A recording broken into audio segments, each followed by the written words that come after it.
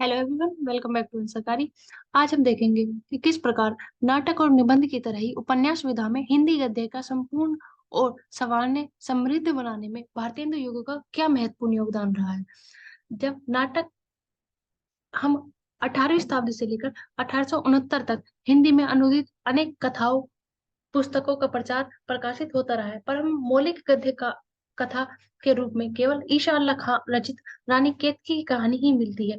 ऐतिहासिक दृष्टि से हिंदी की दूसरी मौलिक गद्य कथा पंडित गौरीदत्त रचित देरानी जेठानी की कहानी है, जो 1870 में प्रकाशित हुई थी। इसकी भाषा के संबंध में गौरीदत्त ने लिखा है कि अपनी भूमिका में लिखा है कि इस पुस्तक में स्त्रियों की ही बोलचाल और वही शब्द जैसे आशय है लिखे हैं, और यह वह यहाँ वह बोलते हैं कि जिस जिले के बनियों के कुटुंब में स्त्री पुरुषों या लड़कों बोलने या बोलते चालते हैं, स्पष्ट इस कथन के लेखक से यथार्थवाद आग्रह प्रकट करते हुए जो उपन्यास की भाषा की एक आवश्यक शर्त है। गौरीदास गौरीदत्त की भाषा इस यथार्थवादी दृष्टिकोण के सर्वत्र अनुरूप है। देरानी जेठानी की कहानी की भाषा 1870 ईस्वी के आसपास की है, जहाँ मेरठ में बोली जाने वाली सामान्य जनभाषा, जिसे साहित्यिक भाषा बनाने का लेखकों को तनिक भी प्रयास नहीं किया। तत्सम शब्दों के प्रयोगों से जानबूझकर बचने की चेष्टा की गई है। पद्य विन्यास में भी कोई नवीनता नहीं है, अतः हिंदी गद्य का सार्वजनिकता दिशा में बढ़ाने का इसे आरंभिक प्रयास माना जा सकता है। इसका थोड़ा विकास रूप हमें श्रद्धाराम फिलोरी की भाग्यवती में देखने के लिए मिलता है। भाग्यवती में तत्सम शब्दों का प्रयोग अधिक किया गया है और विराम चिन्हों का भी थोड़ा बहुत प्रयोग हुआ है, जिसका देवरानी जेठानी की कहानी में अभाव था। लाला श्रीनिवास दासकृत परीक्षा गुरु की भाषा भी दैनिक बोलचाल की सरल निडाम्बर निराडंबर है। पुस्तक के निवेदन के अनुसार इसमें दिल्ली के रहन सहन वाले साधारण बोलचाल की भाषा बिना संस्कृत अथवा फारसी शब्दों के कठिन शब्दों या उनकी मिलावट के बिना काम में ली गई है। लाला श्रीनिवास दास की भाषा में विराम चिन्ह शब्दों की वर्तनी उसके उसकी वगैर तथा क्रिया रूपों के प्रयोग में गौरीदत्त की भाषा से आगे बढ़ी हुई भाषा नहीं है। साहित्यिक भाषा की शैली उपकरणों की साहित्य से ही इसमें ना के बराबर है। इसे हमें पता चलता है कि आरंभिक रूप में जब हम नाटक या हिंदी गद्य की सृजनात्मक दिशा की ओर जाने की बात करते हैं, तो हमें अत्यधिक उदाहरण देखने के लिए नहीं मिलते, पर हम कह सकते हैं कि ईशा अल्लाह खां द्वारा रचित रानी केतकी की कहानी से इस विधा का आरंभ हुआ, या इन्होंने आरंभिक प्रयास आरंभ कर दिए थे। जब हम बालकृष्ण भट्ट की नूतन ब्रह्मचारी में पहली बार कथा के गद्य को साहित्य बनने का प्रयास देखने के लिए मिलता है। उदाहरण के लिए निम्नलिखित गद्य में सृष्ट है कि सहस्त्र की सहस्त्र किरणें उदय होने के साथ ही एक बरागरी आकर इस वृक्ष के कोमल प्रबल सदृश पलवों पर जो टूट पड़ती है, यह उसका परिणाम है जो इस वृक्ष में एका ना था, क्योंकि जहाँ एका है वहां सब काम संभव है कि कोई बाहरी आकर उस पर अपना प्रभुत्व जमा ले। हमें पता है कि बालकृष्ण भट्ट अपनी कविताओं में प्राकृतिक सौंदर्य के माध्यम से यथार्थवाद को लाने का एक सुंदर और सफल प्रयोग करते हुए दिखाई पड़ते हैं। जैसा कि यहाँ हम देख सकते हैं कि उन्होंने अपने अंतिम लाइन में कहा है कि यह कहाँ संभव है कि कोई बाहरी आकर अपना प्रभुत्व जमा ले। इससे इन्होंने अप्रत्यक्ष रूप से अंग्रेजी शासक की तरफ इशारा करते हुए कहा है, क्योंकि उन्होंने बाहर से आकर भारत के ऊपर शासन किया। यहाँ हमें देखने के लिए मिलता है कि उन्होंने एकता की ओर भी इशारा किया है, जो जिसका अभाव हमें 1857 की क्रांति में देखने के लिए मिला था, जो इन वृक्षों में एका ना था, क्योंकि जहाँ एका है वहां यह सब संभव नहीं है। इस समय पता चलता है कि प्राकृतिक के माध्यम से भी वह अपनी समाज चेष्टा और राष्ट्रीय भावना को उजागर करते हैं, या उस समय समाज में हो रही यथार्थवाद को अपने साहित्य में दिखाने के लिए सफल रूप से प्रयास करते हुए नजर आते हैं। यह प्राकृतिक वर्णन जो काफी बड़ा है, इस दृष्टि से उल्लेखनीय है क्योंकि इसकी भाषा अलंकृत और अनुप्रासयुक्त होने के साथ साथ व्यंजना शक्ति से भी संपन्न है।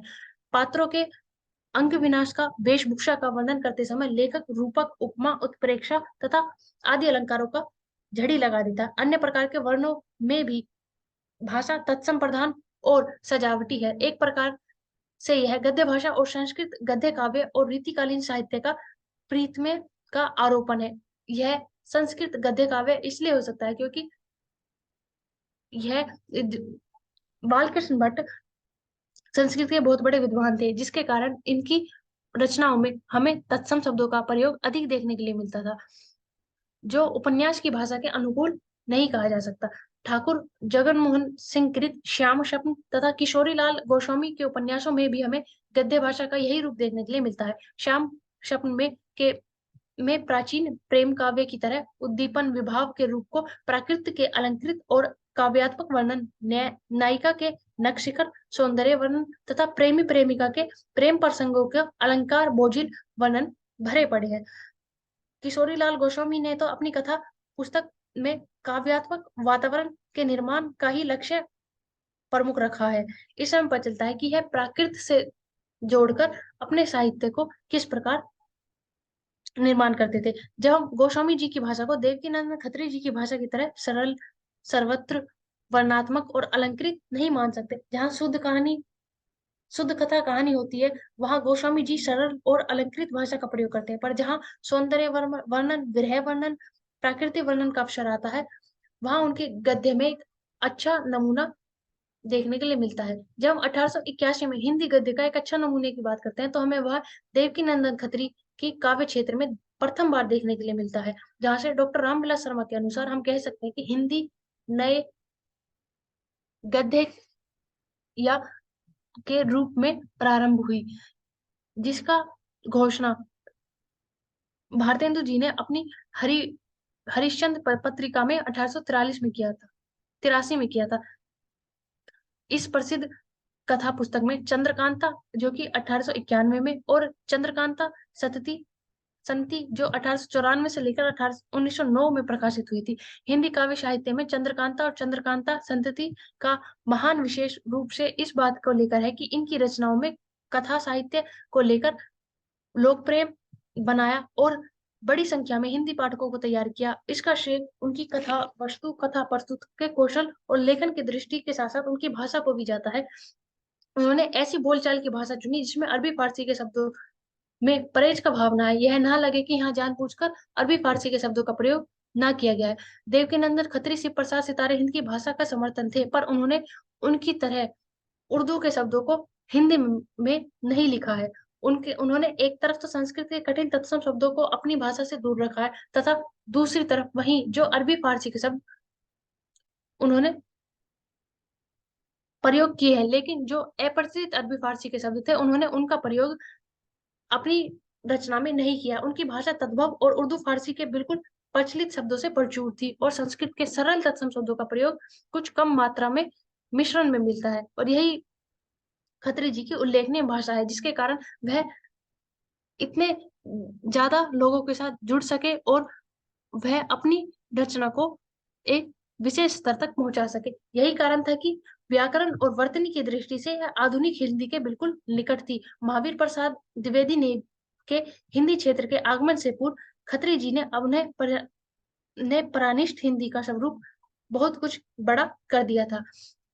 उपन्यास की अभिजात पात्र जहां तक सरल संस्कृत के प्रचलित शब्दों से युक्त थी, भाषा बोली से युक्त थी, वहीं निम्न वर्ग के पात्र गवारू भाषा बोलते थे। उपन्यास में प्रानिष्ठ खड़ी बोली के बीच में किसी पात्र द्वारा स्थानीय बोली का प्रयोग के उदाहरण है, जो बाद में आंचलिक उपन्यासों की विशेषता बने।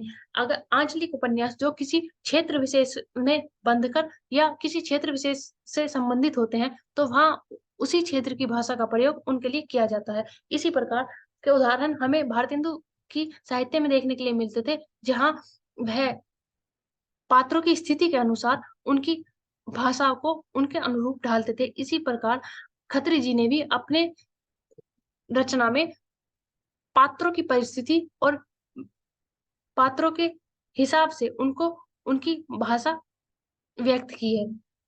अच्छा परिचय शुक्ल जी के अनुसार बहुत से हिंदी के प्रौढ़ और अच्छे लेखकों भी अपनी लेखों में फारसी दानी, अंग्रेजी दानी, संस्कृत दानी आदि का कुछ प्रमाण जरूर देते हैं। इस काल के हिंदी पाठकों में, विशेषकर उपन्यास पाठकों में पर्याप्त वृद्धि हुई। पाठकों की रुचि को देखते हुए बांग्ला उपन्यास के अनुवादन धड़ाधड़ निकलने लगे। शुक्ल जी के अनुसार ने लिखा है कि बात बहुत से लोग हिंदी लिखना या सीखने के लिए केवल संस्कृत के शब्दों की जानकारी ही अवश्य समझते थे, जो बांग्ला की पुस्तक से प्राप्त हो जाती थी। ये संस्कृत और अंग्रेजी की ओर से आए हिंदी लेखक हिंदी और संस्कृत के शब्दों से भर देते थे, हिंदी भाषा नहीं लिखते थे और सर्व स्वार्थ लेना, जीवन, होड़, सिरहैन, कादना, वसंत रोग जैसे मुहावरे हिंदी की प्राकृत से बिल्कुल मेल जोल नहीं खाते थे।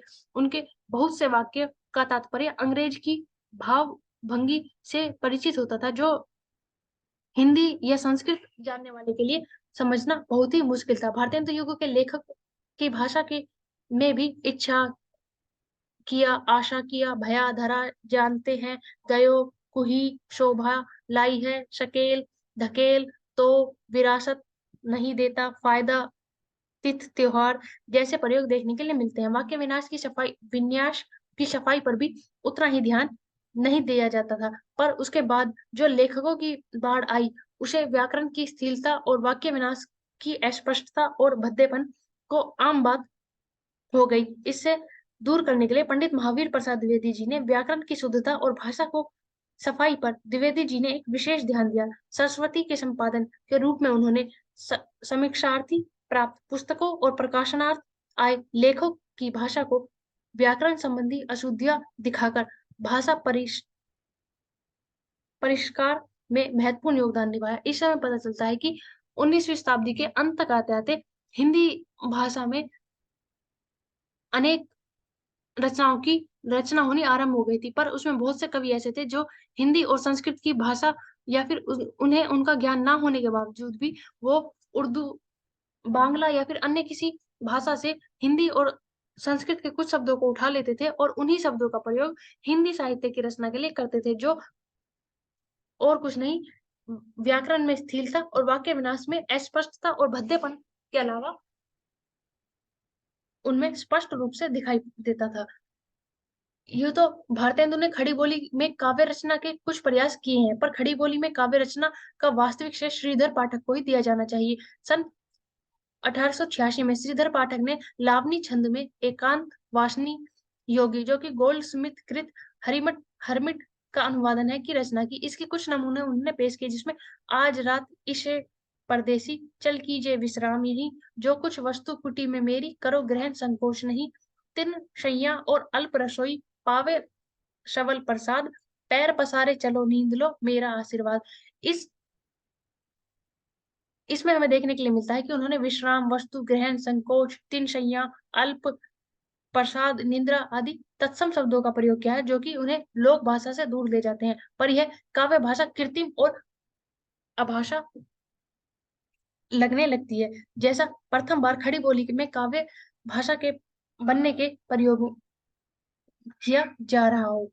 यदि श्रीधर पाठक ने नजीर की काव्य भाषा को थोड़ा प्रभाव से ग्रहण किया होता तो बात कुछ और होती। फिर भी पाठक जी का इसमें बहुत महत्वपूर्ण योगदान है कि उन्होंने न केवल भाव बोधनी की दृष्टि से वरन काव्य भाषा की दृष्टि से भी हिंदी को एक नई दिशा की ओर मोड़ा। बाद में पाठक जी ने गोल्ड स्मिथ के ट्रेवलर का शांत पथिक शीर्षक में खड़ी बोली में अनुवादन किया, जिससे उन्होंने रोला छंद का प्रयोग किया। उन्होंने खड़ी बोली में जगत सच्चा सारा नामक की पुस्तक भी लिखी। शुक्ल जी के अनुसार श्रीधर पाठक को इस बात का श्रेय दिया जाना चाहिए कि उन्होंने खड़ी बोली में पद्य के लिए सुंदर लय और चढ़ाव उतार के कई नए ढांचे निकाले। ख्याल और लावनी की लय पर जैसे एकांतवास ने लिखा, वैसे ही सुथरे सैया और सधुपड़ी ढंग पर जगत सच्चा सारा, जिसमें उन्होंने कहा है जगत है सच्चा तनिक न कच्चा, समझो बच्चा इसका भेद। इस समय पता चलता है कि अब तक पद्य की रचना सिर्फ ब्रज भाषा में होती जा रही थी, क्योंकि पद्य लिखने के लिए जो माधुर्य की या कोमलता की जरूरत थी वह ब्रज भाषा में थी, लेकिन पद्य में खड़ी बोली का प्रयोग पद्य के लिए करना पूर्ण रूप से श्रीधर पाठक ने आरंभ किया था, जो कि एक बहुत उस समय का अपने रूप में बहुत ही सुंदर प्रयास था या प्रयोग था, जो हमें देखने के लिए मिलता था। जिसके बाद पाठकों ने एकांत वासनी योजना की रचना के बाद खड़ी बोली में काव्य रचना के लिए आंदोलन ही चल पड़ा। शुक्ल जी के अनुसार मुजफ्फर के बाबू अयोध्या प्रसाद खत्री खड़ी बोली का झंडा लेकर उठे और उन्होंने खड़ी बोली में आंदोलन की एक पुस्तक छपवाई, जिसे उन्होंने बड़े जोरों शोरों से यह राय जाहिर की कि अब तक जो भाषा कविता हुई वह ब्रज की थी, हिंदी की नहीं। उनकी पोथी में और पदों के साथ पाठक जी की एकांतवासिनी योजना भी दर्ज हुई और कई लोगों से अनुरोध करके उन्होंने खड़ी बोली की कविता लिखवाई। उन्होंने चंपारण के प्रसिद्ध संस्कृत विद्वान चंद्रशेखर मिश्र से भी संस्कृत वृत्तियों में खड़ी बोली के पद लिखवाए। जब हम 19वीं सदी के अंतिम दशक की बात करते हैं तो हम पता चलता है पंडित अयोध्या सिंह उपाध्याय, जिन्हें हरिओद के नाम से भी जाना जाता है, उन्होंने खड़ी बोली के काव्य रचना आरंभ कर दी थी। उन्होंने ठेठ बोली और उर्दू के छंदों को अनेक कविताएं लिखी जो कि भाव उत्कर्ष की दृष्टि से साधारण थी। इसी प्रकार 19वीं शताब्दी के अंतिम चरण तक हिंदी में खड़ी बोली की काव्य रचना के रूप में विकसित हुई। इस शताब्दी में प्रथम 3 चरणों में खड़ी बोली के गद्य का रूप व्यवहारिक भाषा के स्तर पर निर्मित हुआ। भारतेंदु हरिश्चंद्र और उसके सहयोगियों ने खड़ी बोली गद्य को साहित्य की भाषा के रूप में प्रतिष्ठित किया, पर हिंदी के कवियों ने खड़ी बोली को कविता की भाषा के रूप में अपनाने में उत्साह नहीं दिखाया, जिसके लिए भारतेंदु हरिश्चंद्र खड़ी बोली के काव्य रचना के कुछ प्रयोग करते हुए दिखाई पड़ते हैं। 19वीं शताब्दी में हिंदी गद्य के विभिन्न व्याकरणिक और सृजनात्मक आयामों का पता चलता है। ये दिशा प्रवर्तक हिंदी साहित्य की व्यापक और समृद्धि हुई थी, जिसमें हिंदी गद्य शैली अपनी अनेक संभावनाओं को प्रकट करते हुए 19वीं शताब्दी के अंतिम स्तर तक हिंदी गद्य शैली में भाषाई अराजकता व्यापक हो चुकी थी। भारतेंदु युग की प्रतिभाशाली गद्य लेखक तक ने व्याकरणिक प्रयोग और शब्द रूपों के स्वच्छंद दिखाई देता है, फिर भी उनकी भाषा में हिंदी भाषा की पूर्ण प्रकृति की परख है। वे संस्कृत के ऐसे शब्दों का रूपों का व्यवहार करते हैं जो श्रेष्ठ समाज की बोलचाल का अंग बन चुके हैं। शुक्ल जी के अनुसार जिन शब्दों या जिन रूपों से केवल संस्कृत भाषी का परिचय होता हो, जो भाषा प्रवाह के साथ ठीक चलती ना हो, वह आगे चलकर अचोट में पकड़ खाती है। 19वीं शताब्दी के अंतिम दशक तक हिंदी भाषा के विकास में या उन्हें मानवीकरण स्तर तक पहुंचाने के लिए एक अराजकता स्तर प्रस्तुत हो चुका था। इसकी अधिकांश श्रेय ब्रज भाषा में कविताएं ब्रज भाषा में ही थी। श्रीधर पाठक और अयोध्या प्रसाद सिंह को यह श्रेय दिया जाता है कि उन्होंने खड़ी बोली हिंदी काव्य में काव्य रचना के अग्रदूत बनकर आए, पर श्रीधर पाठक ने प्रारंभ में केवल काव्य अनुवाद ही किया और अयोध्या सिंह उपाध्याय ने भाव्य व्यंजना की दृष्टि से बहुत साधारण कविताएं लिखी। इसी कारण 19वीं शताब्दी में खड़ी बोली की कविताओं में भाषा का निखार नहीं आया। यह निखार उन्होंने 20वीं शताब्दी के प्रथम 2 दशकों में प्राप्त हुआ, जिसका श्रेय महावीर प्रसाद द्विवेदी, मैथिली शरण गुप्त, हरिओद, रामचरित उपाध्याय, राम नरेश त्रिपाठी, मुकुटधर पांडे, जयशंकर प्रसाद आदि को जाता है।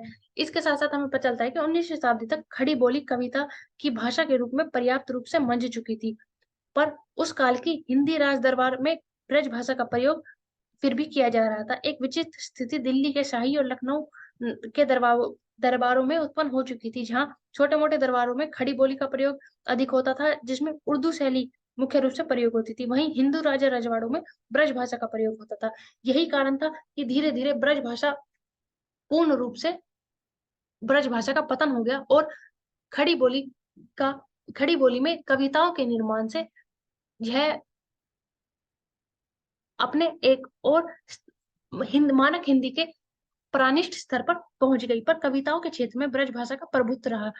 यह बात मानने वाली है, लेकिन कविता ब्रज भाषा में लिखी जाए यह ज्यादा अधिक दिनों तक नहीं चल सकी। बोलचाली की भाषा के रूप में ब्रज भाषा एक बहुत ही सीमित क्षेत्र पर हो चुकी थी, जबकि खड़ी बोली बहुत अधिक बड़े स्तर पर उत्तर भारत के नागरिकों की श्रेष्ठ जन की भाषा के रूप में विकसित हो चुकी थी। यही कारण था कि उस समय खड़ी बोली में कविताओं की रचना होना आरंभ हुआ और ब्रज भाषा एक सीमित क्षेत्र तक सीमित हो जाने के कारण उसका पतन हो गया। संभवतः खड़ी बोली हिंदी की काव्य रचना की आवश्यकता महसूस की जा सकती है। स्वयं भारतेंदु ने भी यह आवश्यकता महसूस की। उन्होंने खड़ी बोली में गजलें, लावनियां और कविताएं लिखी और उन्होंने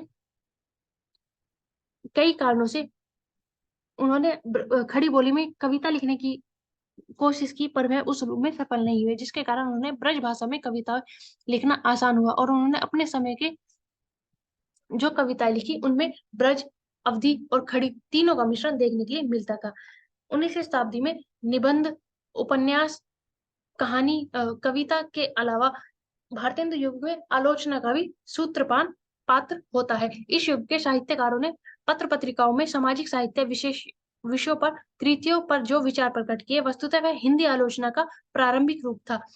भारतेंदु ने नाटक नामक निबंध में अपना मौलिक विचार प्रकट किया। इसमें उन्होंने बताया है कि नाटककार को किन बातों का ध्यान रखना चाहिए। प्रेम धन ने बाणभट्ट का एक भावुकतापूर्ण लेख लिखा है। श्रीनिवास दास ने संयोगिनी स्वयंवर नाटक को लेकर पुस्तक समीक्षा के क्षेत्र में एक ऐतिहासिक वाद विवाद प्रस्तुत किया है। प्रेमधन ने अपनी पत्रिका आनंद कादम्बिनी में संयोगिनी स्वयं संगो